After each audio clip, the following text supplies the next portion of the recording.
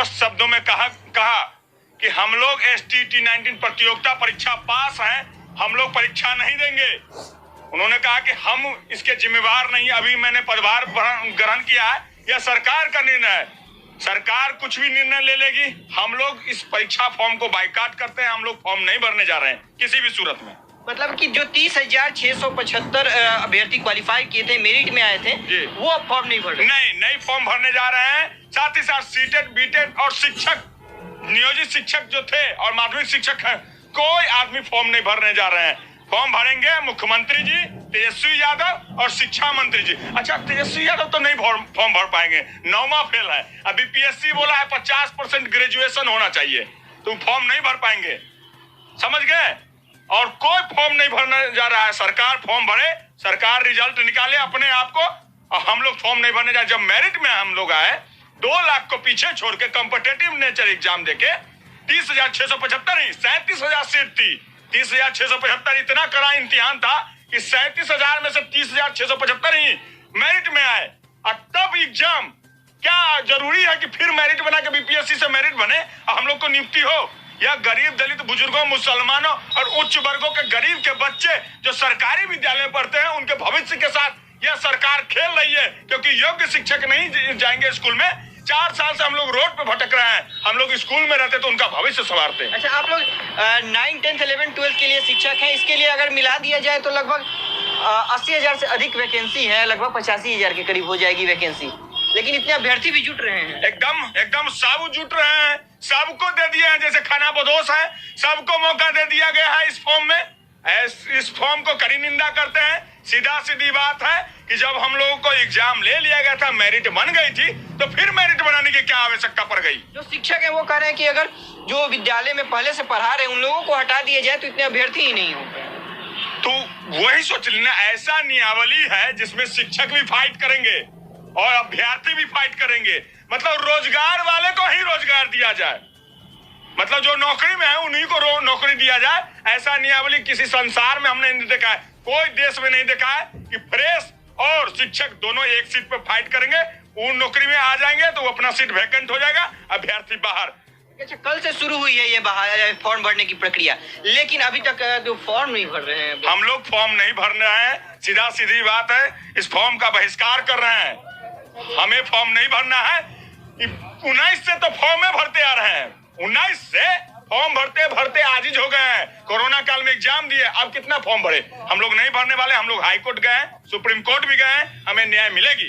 अच्छा, अगर जो लोग फॉर्म भरे, खासकर जो महिलाएं फॉर्म भर रही हैं, उन्हें काफी दिक्कत आ रही करें कि नियमावली में कई खामियां हैं, चाहे वो आवासीय का देना हो उसको लेकर के, या फिर अन्य सारे जो बहुत सारे जो हमारी महिला अभ्यर्थी हैं उनके लिए तो और खामियां। इतना बड़ा कह रहे हैं कि वो जो आरक्षण का लाभ लेंगे, पिता के यहाँ से जाति बनती है, आरक्षण पति के यहाँ से बनते हैं। अब कोई यूपी के हैं, शादी हो गया यहाँ 10 साल पहले, तो बासी हुए ना? बिहार के बासी हुए कि नहीं? मुख्यमंत्री जी कहते नहीं, वो बासी नहीं हुए। घर इनका तो बिहार में हो गया।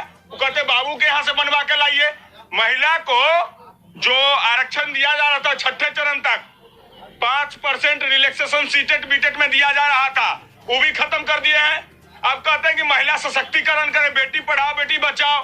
बेटी को तो यहाँ फॉर्म नहीं भरने दिया जा रहा है। इस तरीके से बहुत सारी खामियां हैं, इसलिए फॉर्म का हम लोग बहिष्कार कर रहे हैं। क्या मंशा नहीं नजर आ रही है बहाली की? कहीं से मंशा सरकार की नहीं, इस बहाली को करने की शुरू से आज से नहीं, 4 सालों से, 4 साल पहले से हम लोग STT 19 मेरिट में आकर के इंतजार कर रहे हैं और हम लोग की नियुक्ति सुनिश्चित थी। ये सरकार जबरदस्ती फिर से BPSC थोप दी, और BPSC इसलिए थोपी, लैंड फॉर जॉब पहले सिस्टम हो, 10 लाख दीजिए, नौकरी लीजिए, वो चाह रहे हैं। लेकिन ऐसा नहीं होगा, हम लोग नहीं होने देंगे। शिक्षक अभ्यर्थी सजग है, बिहार के सभी लाखों शिक्षक अभ्यर्थी और जो पहले से नियोजित शिक्षक है वो भी सजग है, क्योंकि नियोजित शिक्षक को हमारे साथ एक ही सीट पे लड़ा रहे हैं। बताइए, नियोजित शिक्षक के साथ तो अपमान करने वाली बात ना हो गई। शिक्षक का अपमान हो रहा है सर। अपन जो ऑलरेडी 20 साल से पढ़ा रहा है उसको आप कह रहे हैं परीक्षा दीजिए। अरे डिपार्टमेंटल परीक्षा ले लीजिएगा, कि आप उसके अलावा आप जो है कि कंपटीशन लेने लगे उनसे, ये तो उनका भी अपमान है। अब बताइए, विद्यालय में कितने प्रकार का आप शिक्षक रखना चाहते हैं? कितने प्रकार के शिक्षक? एक नियोजित शिक्षक होंगे, एक BPSC में फेल शिक्षक होंगे, एक BPSC में पास शिक्षक होंगे, एक 1500। मतलब सोचिए, अजीब बात हो गया। आप बिहार के शिक्षा को खेल बना दिए हैं। ये हम तो कहते हैं हम लोग तो ऑलरेडी इस बहाली में फॉर्म नहीं भरेंगे, और हम कहते हैं बस 3-4 आदमी फॉर्म भरे, माननीय मुख्यमंत्री जी, माननीय शिक्षा मंत्री जी और माननीय उप मुख्यमंत्री जी, ये लोग फॉर्म भरे, और 2-4 और हैं जो है कि बीपीएससी के चेयरमैन, वो भी फॉर्म भर दे,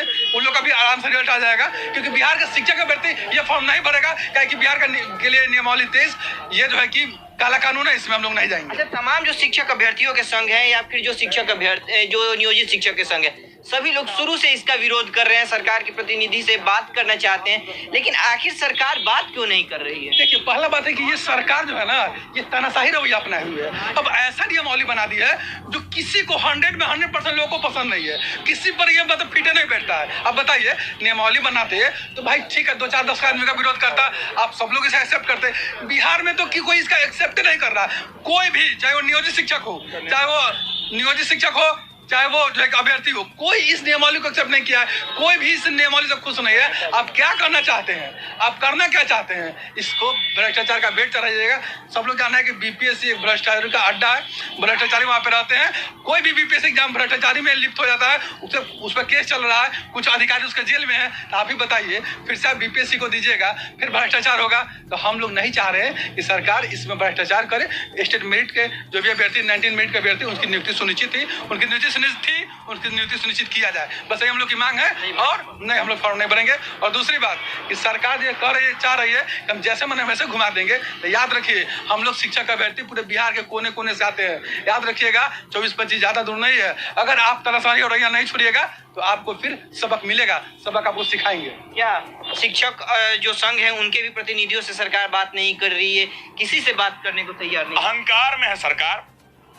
जब पार्टी 7 पार्टी था, 5 पार्टी विरोध में है इस नियमावली का, शिक्षक संघ से बात नहीं कर रही है, तो ये नशा में, सत्ता की नशा में सरकार है। सत्ता की नशा को हम लोग 24 और 25 में उतार देंगे, क्योंकि हम लोग ही वोट दिए हैं ना।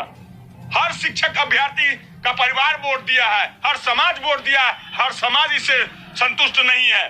तो हम सोशल मीडिया पर आप लोगों को सपोर्ट काफी मिल रहा है, काफी सपोर्ट, क्योंकि हम लोग बिहार के समाज के निर्माण के लिए, बिहार के गरीब दलित बुजुर्गों बच्चों के भविष्य के लिए, पढ़ाने के लिए मेहनत कर रहे हैं। कि हम लोग 4 साल से अगर जाके पढ़ाते तो हम लोग आज उनके बच्चे अच्छे हो जाते, न कि इनके जो नेता हैं उनके बच्चे तो विदेश में पढ़ते हैं ना, तो उनको चिंता नहीं है, उनको बस गठजोड़ी का चिंता है। आज कोई बाहर गया तो दूसरा को शपथ ग्रहण दिला दो, तीसरा को शपथ ग्रहण दिला दो, बस यही चिंता है। कुर्सी खाली नहीं रहना चाहिए, चाहे गरीब के बच्चा पढ़े चाहे नहीं पढ़े।